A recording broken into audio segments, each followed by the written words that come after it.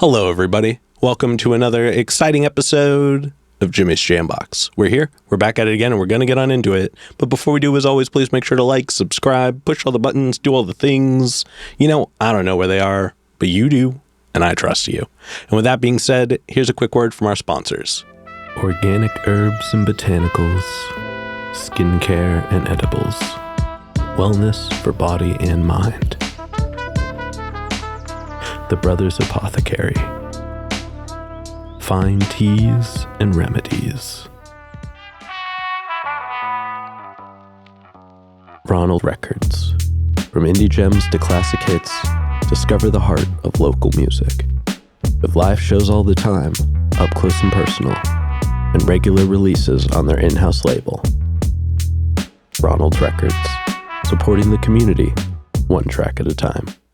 All right, thank you all so much for watching again. Shout out The Brothers Apothecary, Ronald Records, and Portland Water. Thanks for keeping us hydrated. And with that being said, let's go ahead and get on into it. Here is today's guests. Hey, I'm Michelle. And I'm Owen, and we are Brites. Hello. Yay. Hello. Thank you all so much for joining us. Yeah, thank you. Yeah, let's go in the same order. Why don't you just introduce yourselves a little more fully and tell us what you do in the band?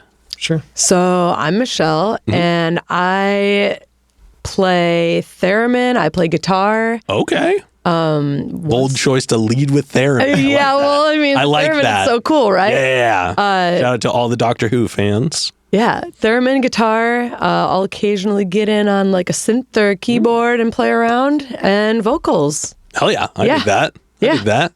And then what about you? Well, she's underselling herself on vocals. She's one of the lead singers. Okay. And then as am I. And primarily I play guitar now, but if you listen to any of the older stuff, I played a lot of banjo and mandolin back in the day as well. Okay, going real folky with it. Yeah, well, Kind of used to. we started kind of as a folk band, but I feel like when you step on stage with a banjo, I used to be all about pushing the envelope on that and playing stuff on that you wouldn't expect to hear. But You're just sweeping. Just yeah, exactly. No, it's almost like it just creates an expectation for the audience, and I feel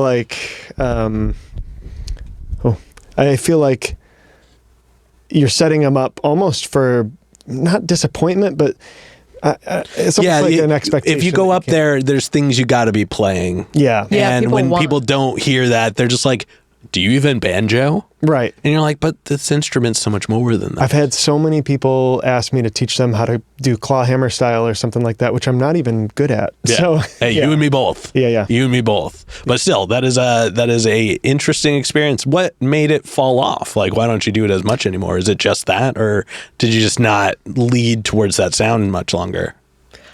I mean, I would say we kind of, like what you said, kind of with the on stage, people expect something. But I feel like we kind of just like evolved and changed our sound as time went on. I haven't been playing guitar for like super long or anything, but like I started playing guitar in the band. Mm-hmm. And I think that kind of changed our sound a lot. Gotcha. I feel like a big change too. We had a couple of the founding members of the band, they moved to New York. And it was at a time when we were writing new music, and Always. Yeah. Always. Yeah. They stayed long enough to release that album, and then moved. And then since then, it's just been, what do we actually want to write? What do we want to play? Yeah. It turns out rock and roll, pop rock. Hell yeah. Roll. We definitely nail it there. Yeah. And we're going to talk about your music more in the middle portion, but I don't want to get too far away from it. I do have a couple foundation questions I like to check in with everybody on early on. This first one is one we ask early, it's one we ask often, and it's definitely a crowd favorite. What was the first album you each bought with your own money? Ooh. Okay, we were talking about this before you were recording, but the very first album I bought with my own money was The Killer's Hot Fuss. Okay. But it was, and this is crazy, it was a extended edition that I think you could only get at Kmart at the time, which is interesting. That was exclusive. Yeah, it had some weird ones at the end that were my favorite on the whole album. I love when you go into record shops that like have a good used section and you see all the like old school like Target exclusive, Walmart exclusive, and you're like, Walmart exclusive? Yeah, that's fancy. Like, That was a thing? Yeah. Some artist was like, let's make it so they have to go to Walmart. Yeah. We need to bump those numbers up. That's a wild one to me. But that is definitely a super solid early album. And then what about you? Saved my birthday money, bought the Backstreet Boys first CD, baby. Let's go. Hell yeah. Yeah. I mean, I was really young, so. I mean, it was a really good album. So I still love it. We were just like We listening just did a listen through. It's so good. that music is moderately timeless. You know what I mean? Like you can hear some of the used sounds being a little dated. You're like, ooh, there's a lot of motif in this. But like, it's kind of one of those movements where you're like, this will always matter for the people who like existed during its time. Oh yeah. Yeah. Oh yeah. I would love to like show like an 8-year-old Backstreet Boys and like just be like, what do you think? Forgive my ignorance here.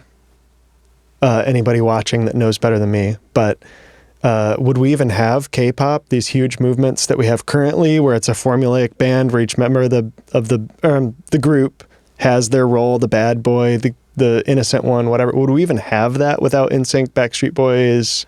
I mean, 98 Degrees. I'm sure something like it would have come along. Yeah. I guess it depends on where they got their inspiration from. You know what I mean? Because they had to have come from something else as well. Oh, yeah. So I think it's really what lines led to there to decide that. Well, you should have them on the show. I was going to say, yeah, Backstreet Boys, NSYNC. Let's do it. I will make room for all of y'all. It'd be fun. Yeah. When was the last time they were in a room together? One of them Didn't did they a just- reunion tour. Okay. Backstreet Boys or One of NSYNC? them. I don't know who. What if Probably they, Backstreet Boys. what I if would they guess. both did? That'd be crazy. What if they doubled down, co-headliner, That'd be crazy. and it was like a 4-day long event? Oh, Kid Me's going. Yeah. I mean, adult me. Adult Are you me's kidding? going. Like, if that was happening right now, I would be like, guys, the show is on pause. Yep. It'd be pretty fun. I'd be there. I'd spend a lot of money on a ticket. It would probably cost a lot of money. Oh, that would probably be one of the most expensive concerts of all time, to put both of them in the space together. Now I need this to happen. So, sounds like something you could do in Vegas. You would almost have to. Yeah. Or even like outside of that, like, what's bigger than Vegas? Nothing. You probably wouldn't be able to do it in America. Now that I think about it, that's probably like the deciding factors. Yeah. It would have to be in another country that would like allow larger than that format. It's true. Would it draw though if it was I guess it would because it's Backstreet Boys. Of course. Like, of course. What am I course. thinking? Yes, it would. Yeah, they could have Britney open just for fun. You know what I mean? Like, That was my second CD. fair. Okay. Okay. We're going to second CD. I'm just saying. I remember buying them. Damn. I I mean, saved my birthday money for it. you had good taste as a kid. Just splashed my face. Yeah, And then I think I did. What was one of the first live shows you each went to that was like specifically one you wanted to go to? I know mine. I went to go see Scissor Sisters when I was in high school. Whoa. Yeah. Okay. Which was so fun. Yeah. My mom dropped me off with my friends. I was like, shout all right, out go mom ahead. for that one. Oh, Yeah. She didn't just drop you off. She dropped me off. Well, with What did she do after she did a backflip? Yeah. She dropped me off with my friends. my first concert that I wanted to go to, there was a band from Mount Pleasant, Michigan, called Anathallo. And I don't think they're together anymore. Very of its time, but it was maybe the perfect band for that, 2003 to 2009 era. Like a lot of folk influence, but huge. Like it was one of those things where there's 9 members on stage. One of them plays a giant drum. Yeah. One of them only plays a floor tom. Literally. Yeah. Floor tom and a cymbal, and oh man, those are still some of the best concerts I've ever been to. I saw them like 4 times. Loved it. Hell yeah. Yeah. Hell yeah. That's rad. They were really fun concerts. Yeah. So fun. We must have loved them a lot because we have one album, self-titled from way back, that people say is a little bit of a ripoff of them. I consider it inspired. Interesting. Yeah. Interesting. Yeah. Well, we'll have to have them weigh in and see if they feel the same. I would love that. Well, we actually have them right over here. And then like growing up, was y'all's households musical, or like are you like first generation of musician? Very different, You and I very different. kind of. My parents both love music, so I grew up with like my dad always like buying new CDs and stuff, and my mom always like, she owned a hair salon, so she would just like always have cool music in there too. So my parents don't play instruments, but they were really into music. Gotcha. Okay. Yeah. So a lot of appreciation. Yeah, I grew up with like cool stuff, I think. I still listen to it. Hell yeah. And then I imagine they were pretty supportive when you were like, I'm getting into this. Yeah.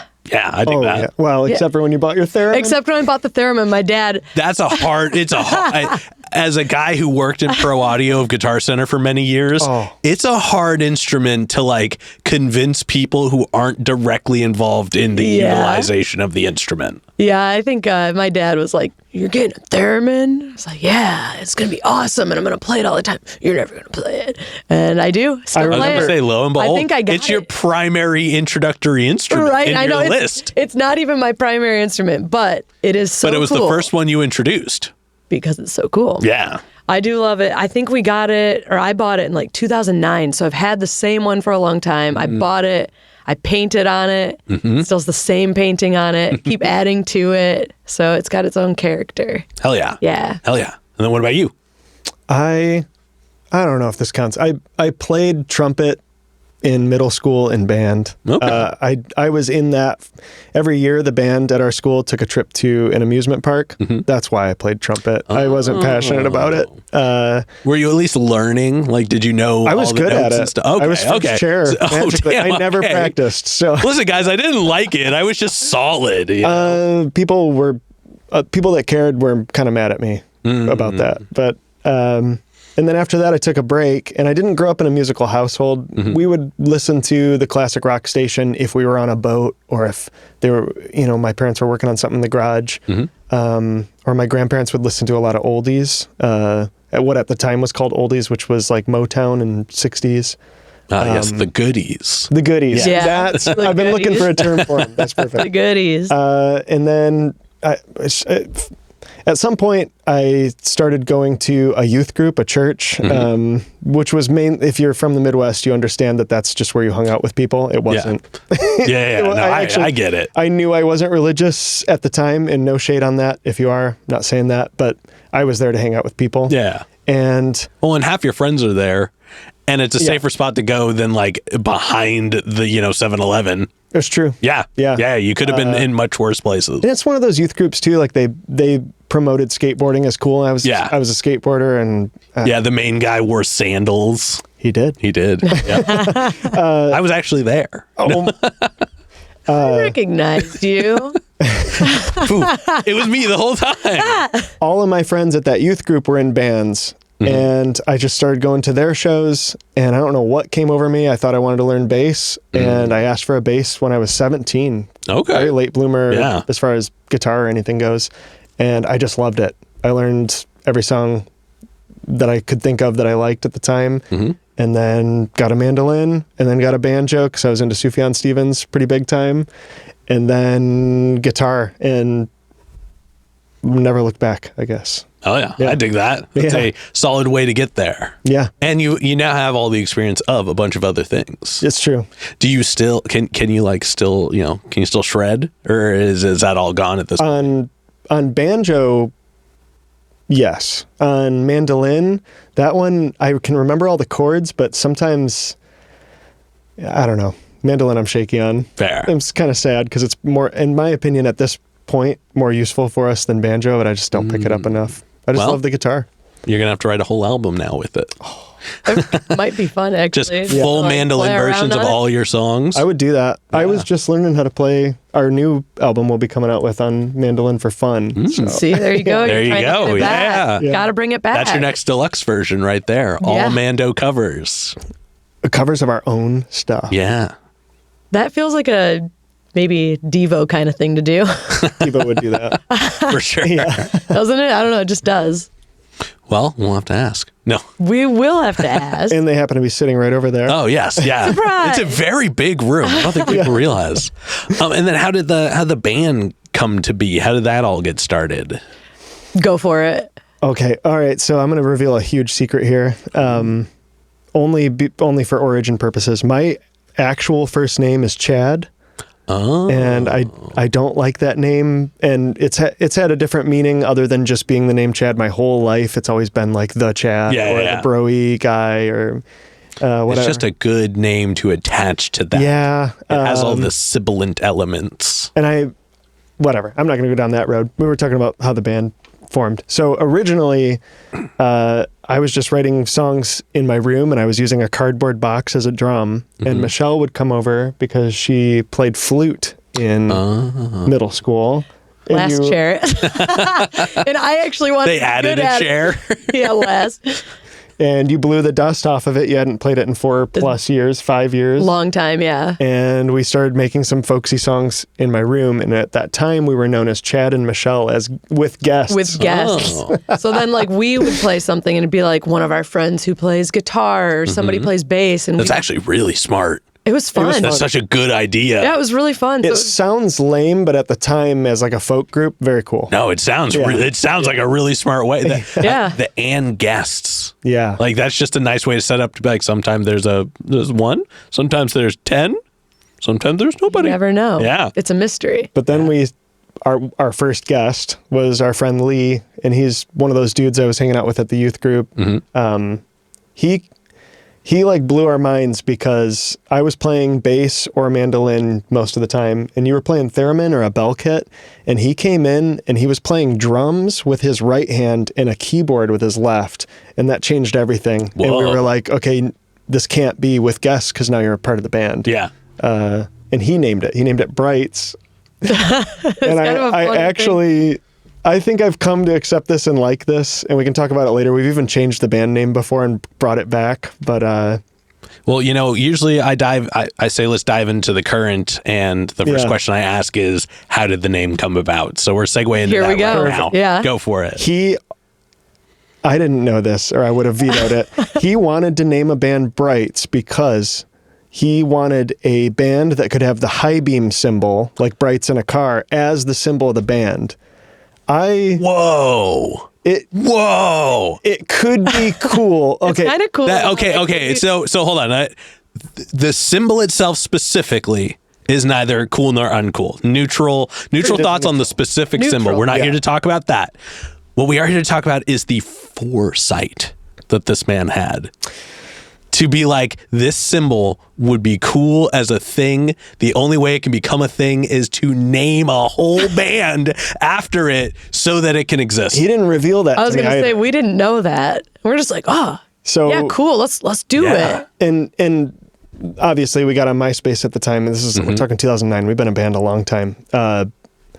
We got on there, and there's like 15 bands named Brites, Brights. And I think we were the first one to use Brites that I know of, at least on MySpace. That we've found. Hey, MySpace was a legitimate way to find it out. Yeah. Like that was equivalent to Google, if not more trustworthy at the time. For band names, if you weren't on there as a band, you weren't a band. Exist. Yeah, you weren't a band. Yeah, you had to be. Yeah, every famous band had a MySpace, so it had to be legit. Oh yeah.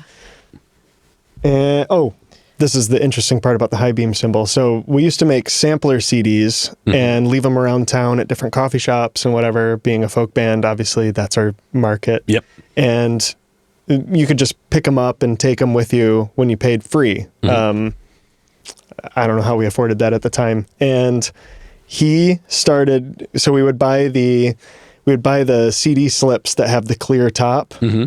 And we used to insert things in there, that had the track listing or whatever. He started making inserts that had the high beam symbol on them without telling me, because he knew that I would veto it probably. He knows me really well. He knows I wouldn't like that. And I remember we were taking them to a coffee shop, and we set them down, and I was like, what are these? Yeah. Damn. Well, that's kind of the origin story. That is a wild story. Thank you so much for sharing that. Yeah. Silly. I don't think that's public anywhere. Well, no, it is. It's out there. It's here now. Jimmy, don't cut that. Yeah. All right, now let's go ahead and we're going to talk about y'all's writing process a little bit. Sure. And we're going to break it up into chunks, but we're going to start right at the beginning. So when it's time to start a new track, yeah, how does that go? Where does it come from? All right. Yeah, you start because I think I you would be a start? better. Yeah. Yeah. Go for it. I would say 90% of our catalog of songs is I just fiddle around on the guitar or whatever instrument a lot. And when I play something that I think could be a future song or a cool riff or is good enough to become a song, I'll record it in my phone. And I have a catalog of, 100 plus of just riffs. And when it's weird. I usually don't go back through and listen to them again, looking for songs. Usually I'll remember them. And the ones that I remember out of those 100, I'll remember like 5. Those are the ones that I'll pursue. And then I'll usually write lyrics around the emotion of that riff. Gotcha. And then come up with other riffs to, create chorus, bridge, that type of. Yeah, make it a full song. And then from that point, I consult with Michelle on the lyrics and have her write her own parts. Yeah, so we'll like come up with some drum parts together that might go cool with them. Maybe even just on like my phone on like a little app, or we used to have a little Volca Beats thing that we would play around with and just like. Yeah. I mean, yeah, just like play around. And Those are rad. They're so fun. Ours is a little broken, but we still have it. That's what makes them better. Yeah, right. That's what makes them better. That's how it makes it unique. Yeah, it's got its character. But yeah, we'll come up with some parts, and then mainly like we'll have like a main riff that Owen has written. A lot of times we'll start with that. And when we record, am very much like, I don't write a part way ahead of time. I just kind of sit down.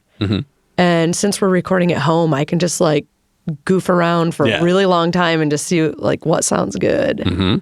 And most of my parts are just written on the spot. Oh, hell yeah. Yeah. I dig that. Yeah. And then like we'll hear it and we'll be like, oh, that one sounds good.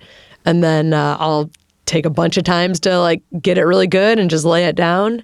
And then I would say after that, we send them to our bass player and our saxophone, keyboard, synth player. They're all like remote right now. Gotcha. Yeah, one lives in Seattle, one lives in the UK. Whoa. Yeah. So Okay. we're doing, Mr. Worldwide. Yeah, we're doing remote Or band Mrs. stuff. Worldwide. So we'll just send them like, here's the song, like write some cool stuff on it, and they'll send it back, and we'll roll with it. Hell yeah. Yeah. Or we'll send it back and say, do it again. Or we'll send it back and say, do it again.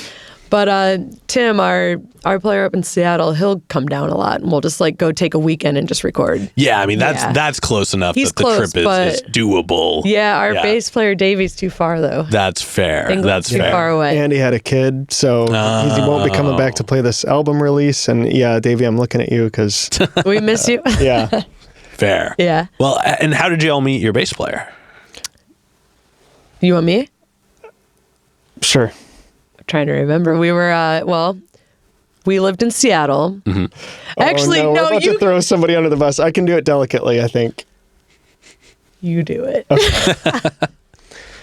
I think it's unlikely that our friend John Freeman will be watching this. Well, you didn't have to use both. You didn't have to use both his names. Oh, he's one of those guys that you say both names. Oh, God. So I don't know if I've ever said just John.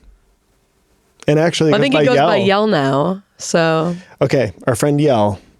You know what? I would say this to his face, so it doesn't matter. I'm not going to remember to cut any of this. I apologize. I don't. It's okay. We found some of his friends annoying, and he. God, you are not Okay, being nice. all right. We were throwing a Christmas party, and he invited a couple of friends, and other friends of his in the past that we had met, I didn't love. Fair. And we were like, man, is this going to throw off the vibe? You know, what's going to happen? Very few people are coming to this Christmas party, but we're not going to turn some away. Yeah, it's Christmas. Yeah. Yeah. And the people that came over, his friends, Nicolette and Dave Bick. I almost said Davey. I say Davey. All right, fine. Hey, Davey to me. Yeah. Nicolette and Davey came over, and we were, I don't know if we've ever connected with anybody that quick or that well. They're lifelong best friends. Gotcha. We even, after, whatever, he started playing bass for us pretty early on after that, as soon as we found out he played bass, basically. We just No pun clicked with him. Yeah. Yeah, just like instant friends. Hey, good bass players are, when you know, you know. Yeah. No, you know. Good enough friends that when we all moved out of Seattle in 2021, and we tried to go to England just to be with them. Oh, gotcha. I mean, that level of friendship. Gotcha. He's from England, so it was easy. So, I shouldn't say easy, but he was able to go home. Yeah. Yeah, it was just different situations. Fair. And then Tim, I don't even know. What would I call Tim? He's playing bass for us now. Well, he plays bass live. He plays bass live, but he writes all sorts of different stuff. Tim is my best friend from college. Oh, okay. And Well, he shout out used to Tim. Yeah, shout out to Tim. We wish you were here. Tim would just stay up late with me when I was doing like my homework until like 3 a.m. Like just like reliable there. So he's just one of my really good friends, and he's super good at like music and stuff. Okay. His timing. Yeah, his timing's impeccable. He's good, and he's artistic. He's creative. We just love him. And he moved out to Seattle with us. So he just ended up in the band. Well, no, he was in the band before. Oh my, yeah. He's been in the band for a while. Some lines here. He used to come to our shows before he was in the band. Yeah, he ran merch for us. Oh, gotcha. Yeah, Okay. Yeah. But he's not like a roadie or anything like that. He was just part of the team. Yeah. No, he's Just one of the guys. He was he's the just guy. a really good Oh, friend. he was the guy. Yeah. He was not just the guy. He moved to Grand Rapids, Michigan with us when we did. And I mean, he moved there knowing that he was going to be it was just one of those things. We knew he could just play locked everything. Yeah. Yeah, it just locked in. He actually hadn't played bass before that. And he learned, and he was, He's great. Yeah, he was just excellent at Yeah. it. So, Oh, yeah. Hey, that's special to have for sure. Oh, yeah. And I mean, it sounds like y'all have a really good dynamic all the way around. When you do run into creative differences, how do you deal with those?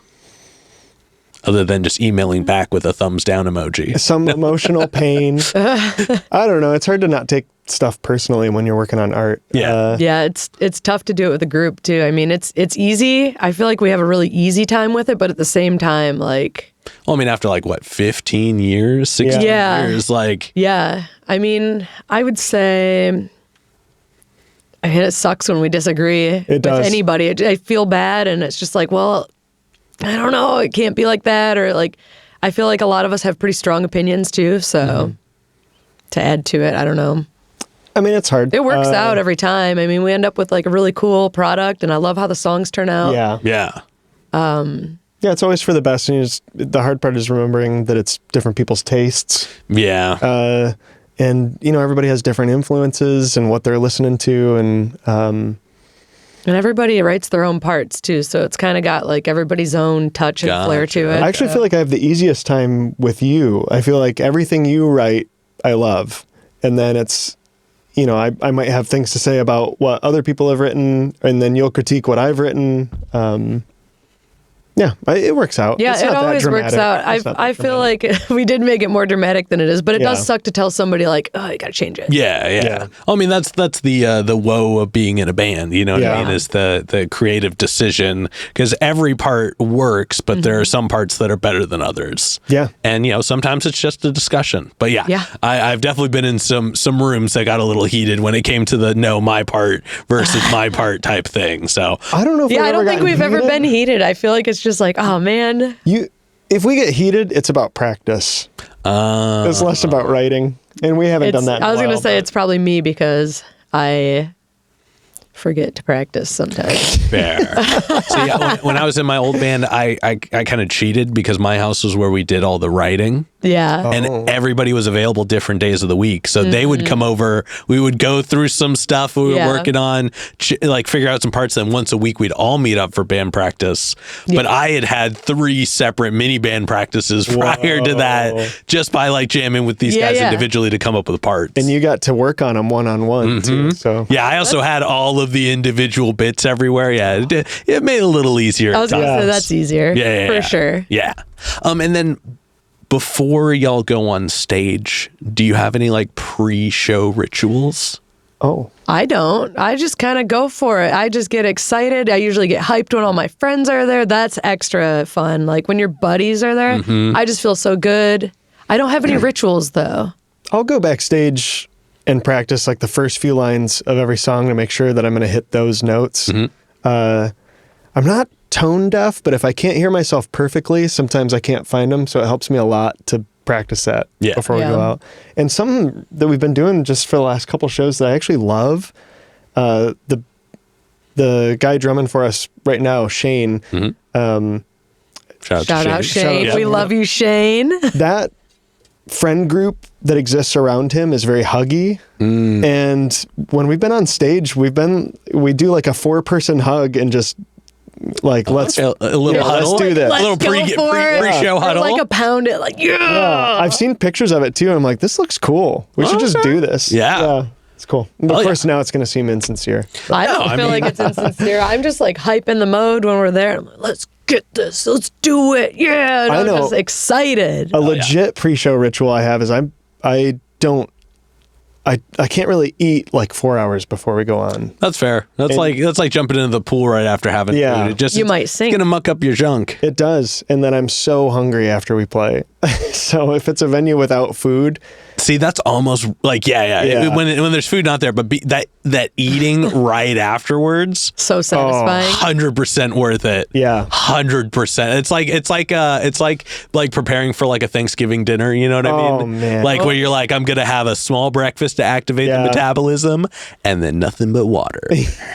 I feel like I fail at Thanksgiving every year. I get the big plate and I only eat like that much because I get full too quick. See, you got heartbreaking, really. You got to prepare yourself. You got to gear yourself. It's usually like a 2 or 3 day prep to like truly ingest a full Thanksgiving I need dinner. advice from you two, clearly. Yes, I wrote it on my book here, which I'll give you.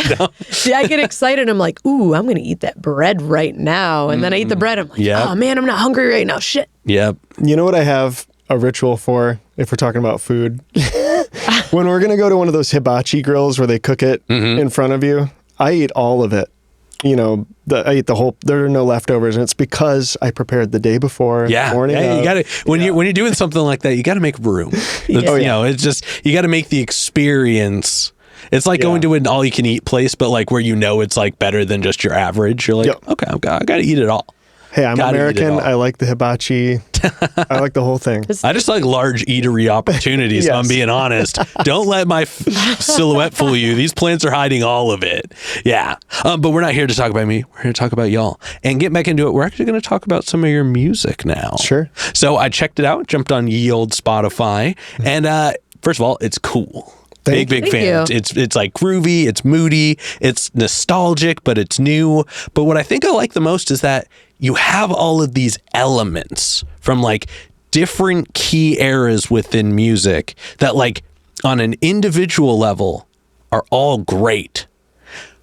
The fact that you found a way to put them all together and then to actually make new music out of it. So it's not like I couldn't pinpoint anything at any point in time where I'm like, oh, it's this. Oh, it's that. For some reason, there was only one song that popped up in my head when I tried hard enough to think of something. Yeah. And that was We're Making Plans for Nigel by Ecstasy. Oh, whoa. And it's not because any one song. I was just like, this has, there's something in it. Yeah. But your guys' sound is really cool. Now, I did check out a couple unreleased tracks. Thank you for sending those in. And I do like the direction you're moving right now. Yeah. I think that it's going to be a little more rocky, a little more poppy, but it's neither of those things per se. There really is, like I said, your music does a good job of capturing these like eras of sound and then bringing them all into a center space. So I'm just super curious to know what an album will sound like based off of those two songs.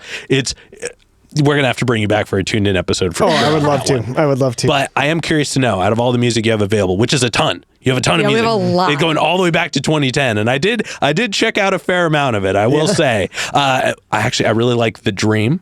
That out there. That was a really cool track. That one's a fun one. But it's an oldie. It is. Yeah. It is. But out of all the ones available, what tracks do you two each like to perform?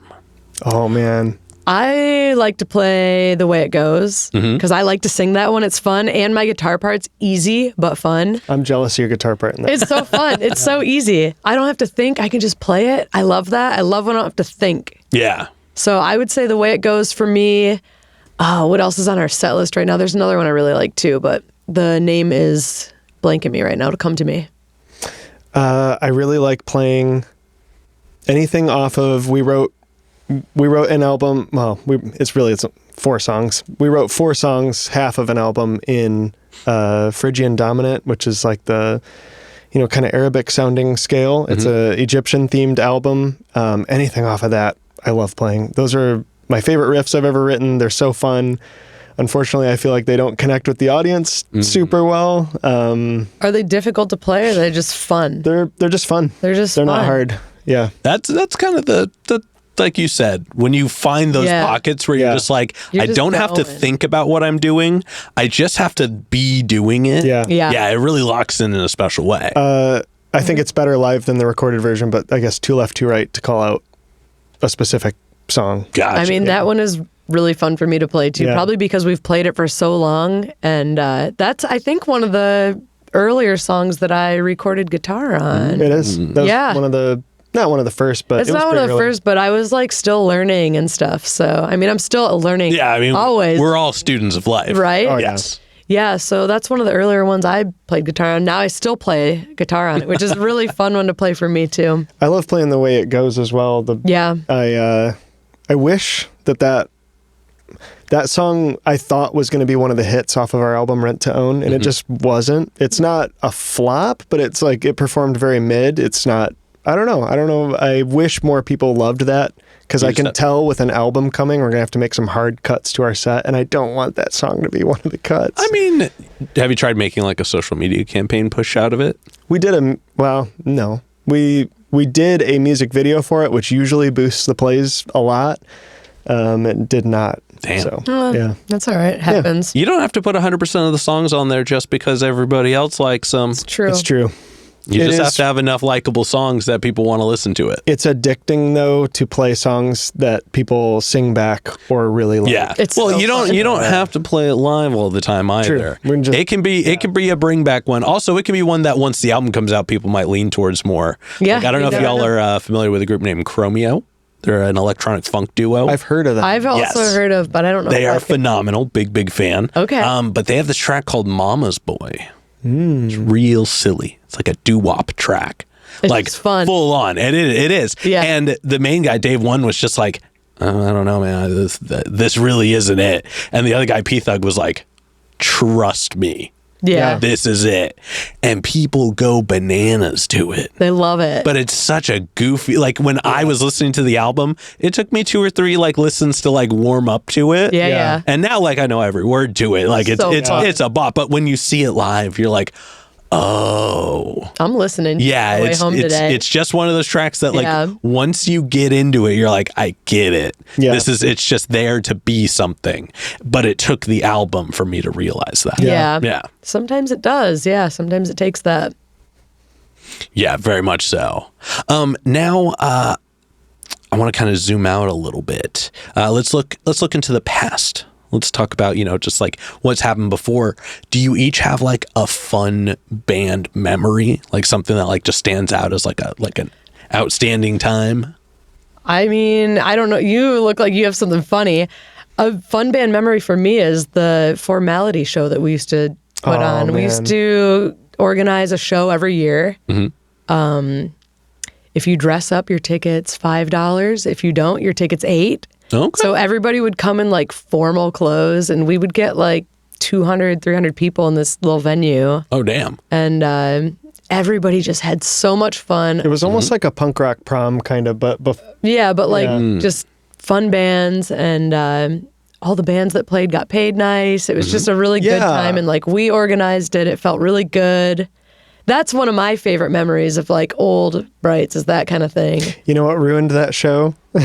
I'm not going to call him out specifically, but this is his first name, his last name, his security number. No, a company that basically wanted to be like a Ticketmaster, and they took over the rights to like every venue in Michigan. And it was hard to play shows not through them after that point, and they kind of destroyed the Formality. Damn. Yeah. Damn. Yeah. Well, it's not too late to bring it back. No, we could do it here. I've actually had that idea, maybe not that specifically, but like come up with a theme that like, if this, you get tickets for cheap, like, just something fun, Yeah. There's definitely, when I was doing earlier versions of the showcase, I always had it where if you showed up during the hour between doors and first act, it was like significantly cheaper. Oh, see, that's so like smart. if you showed up, that's really if you showed up before the first set, you paid way less. Yeah. Way less. And I think it was like, this was only like 5 months ago. I should really remember this. But it was like the difference between like $7 and $20. Like, wow. It was a That gets real people good in there. number. Yeah. That's nice. It just, it's a way to like make, so you see everybody. Yeah. Yeah. And, we're not really trying to take a bunch of money from people, but show up early. Support come to the everybody. show, yeah. Yeah. That's cool. It was a fun one. It was a fun one for sure. I don't know why this was the first thing that came to mind, but we played this show at a college one time, and it's honestly My college. one of the only shows we've ever had we have this so infrequently that I can't even remember what it's called. A rider? Or Is that what it's called? where you can make demands as the artist. Okay, they asked what we wanted. Like all the M&Ms to be blue. Actually, We literally did that. We did Sour Patch Kids, and we said only red and green Sour Patch Kids because we thought it'd be funny. We didn't think they'd actually do it. And they bought a huge amount of Sour Patch Kids, filled a punch bowl with them of only red and green. I don't know what happened to the other colors. I think that was like the only thing on our rider too. Some of those things you can just get in surplus if you go to a candy place. That might be what they did. I don't know. I feel like I remember hearing that the girl, I don't remember her name, went through with gloves and separate them out. Damn. I think that's what I heard. Well, hey, I mean, I believe it. whoever I believe- did that, shout out to you. Yeah, don't remember her name. That's It's out really, there, though. I guess that's the end of the story. But just the disbelief of seeing this giant punch bowl, because we thought it was a joke. Oh, it was definitely a joke when we submitted. And I think It's like, there's no way. Yeah, you even put a little LOL in a smiley face. Yeah. now that I'm remembering too, I think we actually made 2 demands. I think we said the Sour Patch Kids, and the problem is we, being from the Midwest, we were way too passive about this request, and we said, and maybe some gas money. Got no gas money. Well, of course. Yeah. They can't do cash. Yeah. Yeah. Yeah. Well, damn, those both Very 2 silly. really cool stories. And then before we move into the next portion, this next one's for each of you individually, and it's probably the densest question in the interview. Okay. But, we talked about your experience with music, the actions, the reactions. But when it's just you and music, one-on-one, what does music give back to each of you? Oh man, I feel like I have such an easy answer for this, but maybe it's not. It just makes me feel good. I just want to listen to something that makes me feel good. I just want to play things that make me feel happy. Maybe I don't want the songs to necessarily all be happy and feel good, but I don't know if it makes you feel something, right? It's simple, I guess. I just want to feel something. And happy is silly because I listen to a lot of sad songs too, but I love them. And maybe angry songs too. Yeah. Hey, those could make you happy. Right? Yeah. Yeah, no, I just want to get a feeling out of it. Hell yeah. I love Yeah. that. And what about you? I think I have a complicated relationship with music. I go in waves. I'll go sometimes literally like a year at a time where I mostly am listening to podcasts and hardly listen to music other than what you have on in the house. Sometimes a new album will come out and I'll be obsessed with it and I'll listen to it on repeat just like anybody. And then I'll never listen to that album again. I don't know what that is. Sometimes it'll start to bother me. I don't know if this is something I have in my head or what, but how the snare in a lot of songs lands on the 3rd beat. And I can't listen to music anymore once I focus on that because every single song, it does the same operation and starts to bother me. I don't know. I think I have some weird things about music. Have you heard of a band called Tool? Yeah. And actually, specifically that snare problem, it's not a problem. That drives the Snare beat. problem. I was trying to avoid that for years. So I would ask our drummers not to do that, and I would try and write drum machine parts that didn't do that, and you always end up with it back there. That's the beat. Yeah. I like it. Yeah. I like snare on the 3rd. I like it when I'm not paying attention to it. Fair, yeah. When it's not at the front of your mind. Wait, what was the question again? I feel like we went off. What does music Yeah. What's music to get you back to you? give back to me? What does it give back to you? Yeah. Well, here I am just whining about it. It starts to bug me too when you hear the same chord structure in every song. I don't know. That kind of stuff bothers me. What it gives back to me, I have a playlist of songs that make me feel good when I'm depressed, and it is almost surefire. If I go for a walk and I put that on, I at least feel 10% better. And sometimes when you're only feeling 10%, when you're feeling 20% after that, that's such a big difference. I don't know. I guess it gives me joy too. Yeah. In summary, but I just can't be with it all the time. It's like a roommate that you really like. No, I gotcha. Well, thank you both for sharing that. Yeah. Now we're going to move on to some hypothetical questions. I love that. Sure. And for these, sky's the limits. The questions are all made up, so the answers are allowed to be as well. But this first one is pretty straightforward. If the band could share a bill with any other act, the only requirement is they have to be active. They have to be out there doing stuff now. Who would you each want it to be? Celebrity or just... Let's do big. Let's do big for Okay. now. Yeah. Yeah. You got to go. I got to think about it. That's a good question, though. I feel like I'd be happy to play with so many people. This might be a mismatch. I think it'd be really fun to open for Fontaine's DC. That's probably that's one of my favorite bands right now. They seem like they'd be really fun. I don't know. You never know. Artists portray themselves differently in their music videos and whatever, but they seem very genuine and really cool. And that'd be fun. That'd be really fun. Oh, yeah. It would be. Angel Olsen would be fun, too. Oh, man. Would she melt your heart? That's one of my favorite artists of all time. Yeah, I know. I feel like, if you're going Fontaine's route, then I'm going to pick Angel. And we would have very different set lists. Yeah. very Yeah, much but so. it'd be fun either way. But also maybe not very different Yeah. stylists. Maybe we just go for it and own what we've got, right? It's true. Yeah. Just have them both on the show and play in between each of them. And then Honestly, at the it end, would be an insane do a show. split set. I'm going to shout out really quick our band member that moved to New York way back. He was one of the founding members of Brites. He's in a band called Thin and Clean. I want to play a show with them really bad. Just because it'd that's be like so fun. it'd touch my heart, and I actually think that'd be a really good It'd be a lineup good match for too. us. Gotcha. Yeah. Well, we'll have to make that happen. Actually, look what we have here. Oh my Well, there's a direct cheap flight to Michigan. To Flint, Michigan, of all places, from Portland, direct. So it could actually happen. And we're thinking about doing, or don't hold me to this if anybody in Michigan's watching, but we're thinking about trying to do a release here and in Michigan. And I'd ask them to play. Oh, absolutely. Oh, yeah. Yeah. Oh, I dig that. Yeah. I think the Thin and Clean one is definitely going to happen at some point. So Yeah. Oh, yeah. Yeah. And then subsequently, who is a local act that you're each aware of that you haven't gotten to share the stage with yet, but you would like to? Oh, haven't gotten to. We haven't gotten to share the stage with we did kind of, I guess. It was at that thing that we played. The Music Fest? Yeah. Local act that I'd like to share stage with. A lot of them. I have been following on Instagram. There's a band called Cat Valley Band. They're kind of, well, at least from my perspective, looking at them on their Instagram and the amount of interaction they have, they're kind of a bigger local band. They're like if they're not touring nationally, I feel like they're on the precipice of it. And they just seem really cool too. I would like to play with them, and I feel like the music matches close enough that we could do that. Hell yeah. Kind of like a mismatch show too, though, you know? Yeah. Oh man, we've played so many. We've played a lot of mismatch shows. There was an era where I don't know why every bill we were on, we were the folk band opening for 4 metal bands. Like why? There's always one. It's for the people that showed up with the people that like metal that didn't like metal. We're like, we'll give you one. Yeah. We'll give you one. Probably. And then, go ahead.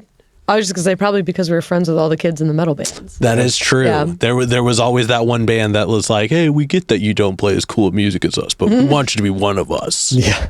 Yeah. And then for this next one, this is a silly question. I love this. This is my one fun question. So really just sky's the limits with this one. Okay.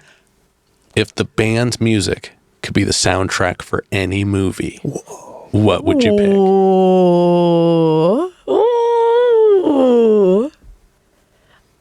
A movie that's out or a movie that's not out? Let's do a movie that exists. I was going to say, I don't know any movies that don't exist.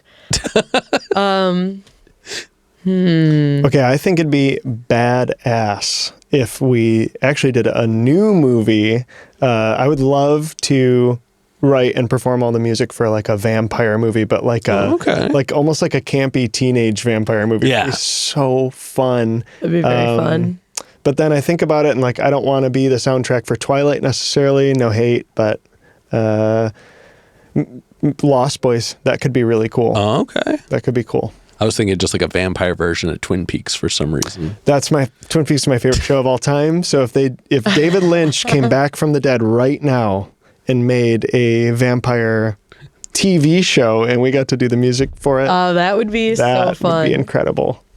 I might want to do it for like some kind of cartoon or something that's out. Wouldn't that be fun? Yeah. That'd be so Like, we don't match like SpongeBob. I love SpongeBob. Like, if we were just doing like some kind of cool kids show that was fun too, Like I All Real Monsters.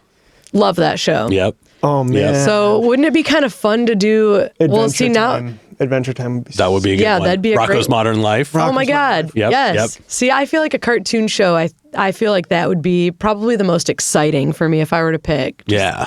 Honestly, any that had like a funny sense of humor that I also like to watch. We match that better too than a vampire. You know what's funny though? You said that, I was like, Nosferatu. Really? No, we wouldn't match it at all. But when you asked movie, I was like, ooh, spooky movie. If you re-chopped Nosferatu and you made it into like almost like a horror comedy, maybe we could do that. See, I would love a like slightly darker-esque album from y'all. Oh yeah. Like one where it's like that was intentionally done, where you're Yeah. like, we're gonna make it like more moody. Yeah. We're gonna give it just these interesting downward inflections. I would actually be curious to see what that sounded like. Probably be fun. We were I would do kind of that. doing some spooky songs a while ago where we had like spooky intent, I would say. Or do you disagree? I feel like I agree with that. Spooky adjacent. Yeah, spooky adjacent. This album, there's a couple of songs on it that are spooky adjacent. I don't know. We were writing in phases. This album took us 5 years. long 5 time. years. Damn. But usually we just Well, like you already had so much music. You could take a little time. You know what I mean? that. And I feel like COVID kind of put a whole wrench in a lot of things for us too, because we were writing this, like, maybe even before all that went down. Oh, but- don't even get me started on how COVID ruined music for those types of experiences. Although it did, in defense, it did bring a lot of cool music to the front as well. Sure. It But did. that's how my band Smooth Talk fell apart. So, Oh, that's yeah. heartbreaking. Yeah. Yeah. Corey also moved to New York. Sad. Yeah. Yeah. So end of COVID, and we also all of us moved twice. So it kind of is just difficult. Like everybody's busy. Everybody's Got new moving, jobs Everybody's and- doing their own thing. We're all in 3 different cities. So I don't know. It's just difficult. I would say usually we're pretty quick. I mean, not quick as in like a couple albums a year, but maybe like a year. Yeah, usually or like a 2, year turnaround. maybe. Yeah. But yeah, 4 or 5 years is a really long time for us. Fair. There's you'd have to dig into the internet to find it, but I mean, if you count our earliest stuff, we have like 100-something original songs. So Damn. we used to crank them out, and this 5-year thing felt. I mean, I've so many emotions during this where it's like, should we even do it? What are we doing? Should we even be a band anymore? What's this? Well, I think there's a lot that went into it. Yeah. Oh, for sure. I mean, for sure. everything that happened and the moves and like we just said, like COVID Yeah. and everything. Is, But I is mean, again, difficult. having heard a couple of the tracks that are coming up, there is a growth in the music for sure. There's a maturity in the sound that's coming out now that, like, I think the time is going to have made it worth it when it comes out. Oh, sure. Definitely. Yes. It's like, I think, sick material front to back. I don't think there's any. It's weird. It's like, and I'm in the band. So I was going to say, I would hate if you were like, yeah, everything except these 2 songs. Just skip them, you guys. Skip these I feel like even when you're in the band, you can like recognize a filler song. And I feel like this is like almost no fillers because each song was written so separate from all the others. Yeah. It's like a grouping of singles almost. It's like a collection of singles kind of. Hell yeah. Well, definitely looking forward to when it comes out, but we have one more hypothetical question to go. Sure. Let's hear it. And I'm very curious for this one. Just given the wide range of instruments y'all already play. But if you could each add an abstract instrument into the band, what would you each add? And the bar is already notched up a little bit because usually the go-to abstract instrument is the theremin. Theremin. Yep. Yeah, we got to start taking them out. Oh, I think I would get, well, the Craigslist purchase that I never made was that Prophet Synthesizer. synth. Yeah. And it was online for like $300. This is the This dumbest is stupid. Do you Dumbest remember what thing. it was? It was one of the ones used on one of the It was, Kraftwerk. Kraftwerk albums, and just somebody was selling it and didn't know what they had, and they were selling this. I mean, it's like, I don't know how much it's worth, but they were selling it for $300. Not worth $300. I think it had one broken key, and like I looked at it, I didn't have any money. That would be my like instrument I would add in. Okay. I wish I remembered the exact name of it. That's gonna drive me crazy. I'm curious too. I'll find it. I feel like if I could just add, with no drama, not thinking about the person, adding a person to the band and whatever, I'm like super into having an auxiliary percussion, like someone that does like congas, bongos, triangle, wood block. Yeah, everything that's like hand percussion. That stuff is so fun. It is fun. And it is so hard to find somebody that just wants to do that. Well, to be fair, I haven't been going around, do you just want to do this? But Well, actually, I almost said triangle is mine, but I was like, something cooler. that would be, Triangle's sick though, right? When it works, it works. Yeah. I feel like guitar is technically a percussion instrument. I feel like I play guitar very percussive already, and just to like keep amplifying that percussiveness of the sound of the band would be sick. Oh, yeah. Yeah. Well, those are both solid answers. Yeah. All right. But with that being said, we're going to go ahead and start wrapping this up. What can we look forward to, let's say, between now and the next 6 months? I mean, we're going to have an album out. I think it's coming together. I just talked to Tim and Davey the other day. We came up with a song order, so we're like there. Oh, okay. I don't even know the song Things are getting order yet. serious. Yeah, Owen doesn't even know the song order yet. Well, surprise. Surprise, here it is. We're going to put it on the screen. Yeah, no, we just came up with that, I think, yesterday. So we've got like some final mixes. I think we're going to send it off to get mastered soon. Oh, exciting. And I would just really like to do a release show. We talked about that. And I mean, it's coming out soon. Yeah. Haven't figured out a date yet. No specific date, but we need We album could. art. Yeah. We need album art. Oh man, we had a really cool album art idea, and Arcade Fire just put out an album that like, It's very similar to Almost what our idea identical. was. I'm just gonna go ahead and trash it. I mean, it's like a 1 out of 10 version of what we wanted to do. Damn. It's a candle. I'll say it. Actually, I'll say it. Say it. Okay, so my idea, and this sucks because I've had this idea for a couple of years. I wanted to make candles out of our likenesses, just our heads. And the album title being Oversaturated, I thought it would be sick if the candle was burning and our heads were like half melted on just a plain color background. I've never seen that done. I thought it'd be sick, very iconic.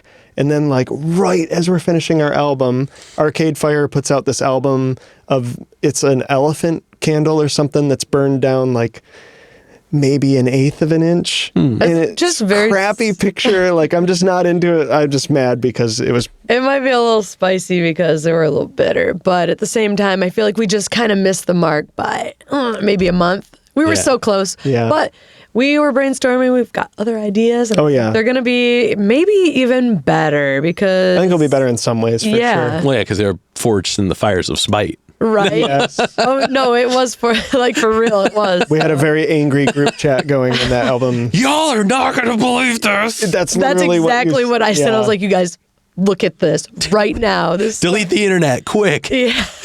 we have a few shows coming up too. We're playing at No Fun Bar on May 7th.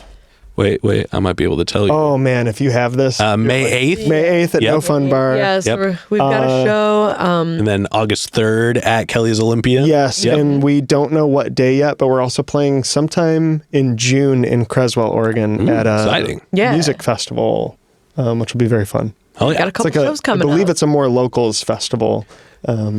Gotcha. Okay. Oh, yeah. Well, definitely looking forward to all that. Yeah. And like I said, when you do have a date for the album, please come back and we will talk all about it. I would love to. Absolutely. For this next one, go and look straight at your camera. Tell everybody how they can find you. Instagram at Brites Band, but it's BRITESBAND. No space, no underscore or anything. You can stream us anywhere. You can stream us on Spotify. If you stream us on iTunes or somewhere else, there are a number of bands named Brites now spelled the same way, and their music gets mixed with ours. And we're having a hard time getting that sorted out, honestly, but you can stream us anywhere. And if you actually want to own the music, you can go to brites.bandcamp.com, brites.bandcamp.com. Or come see us play. We've got merch out there too, and we usually just do free or name your price. So come hang. Oh, yeah. And then any other plugs, any other shout outs, anybody else you want to put on while you're on here? Ooh. I want to shout out Easy Bruiser. I feel like we're on the precipice of being a friend band, and they were on a brief hiatus while their guitar player's house got a tree knocked into it and he had to move away for a while. I just want to play shows with you guys again. Yeah. Easy Bruiser. I'm also going to shout out our friend John Stonson's from a distance, but we want to play a show with you too. Yeah, come to Portland, John Stonson's. I'm sure he watches, so. Yeah. Hell yeah. All right, then with that being said, I've got one last question to go. But before we do, I'm going to steal the camera for just a second. Sure. As always, y'all, please make sure to like, subscribe, push all the buttons, do all the things. You know, I don't know where they are, but you do, and I trust you. And one more shout out to the Brothers Apothecary, Raw Records, and Portland Water. Thanks for keeping us hydrated. And with that being said, the final question. And this is entirely up to your interpretation. That's right. Love it. But in all of music, what is an album you each feel is more on the obscure side? It's a bit of a deep cut. It's one not a lot of people would know, but it's one you think everybody should know. Ooh. Not a deep, or not, it is a deep cut. Yeah. Go into the vault for this one. I always recommend something you grew up with if you can't think of anything right off the top. Okay. Well, I wouldn't say it's a deep cut, but maybe it is. I love the Sonic the Hedgehog music. If you haven't been listening to the old Genesis, Yep. Sonic 1, 2, and 3, if you didn't play those, that music is so great. And I feel like it's some of my favorites. I mean, you've either heard it or you haven't, right? Yeah. So deep cut or not, if you haven't heard it, go for it. I'm sure there's a large handful of people who haven't listened to it separate from the game. It's so fun to listen to outside of the game. Very much so. Yeah. I would recommend, if you're looking for just freedom in music and just, 3 or 4 friends having a great time and you can literally hear how good of a time they were having making an album. I guess it's a deep cut now, but Be Your Own Pet is the name of the band and the album. It's a self-titled front to back bangers. It's pretty like Nashville pop punk rock from around that time. But man, some of the songs on there are so good. They inspire me. I don't write like they do, but I try to, if I find myself getting too clinical or too scientific about music, I go listen to that album, and it's just, they do whatever the hell they want. It's so cool. It's so fun. That's a great album. I love that album. I mean, that's one of my favorites of all time. So, Hell yeah. Well, that's a super cool rec. Thank you both so much. Yeah. All right, but with that being said, we're going to go ahead and wrap this up. Thank you both so much for joining us today. Yeah. Thank you for having us. It's been fun. Yeah. We crossed state lines to be here. So. I very much appreciate it. And this has been another exciting episode of Jimmy's Jambox. I'm Jimmy. I'm Owen. And I'm Michelle. And we're signing off. Later, y'all. That's a wrap. This is not a podcast. This is a show.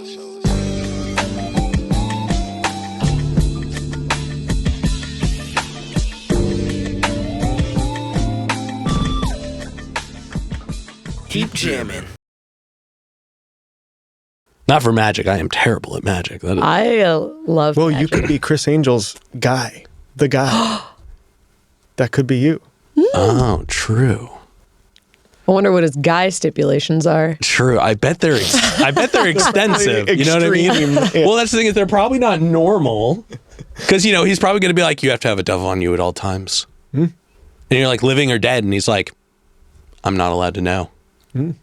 I would be that guy. Yeah. Yeah. I'd be that guy. I mean, if Chris Angel asked me to keep a dove on me at all times in exchange for like traveling around with him and his cohorts, you best You believe have a shit shoulder. I would be packing. I would do it. I would do it. I would become trench coat guy Yeah. Oh. just so I could be rocking double doves.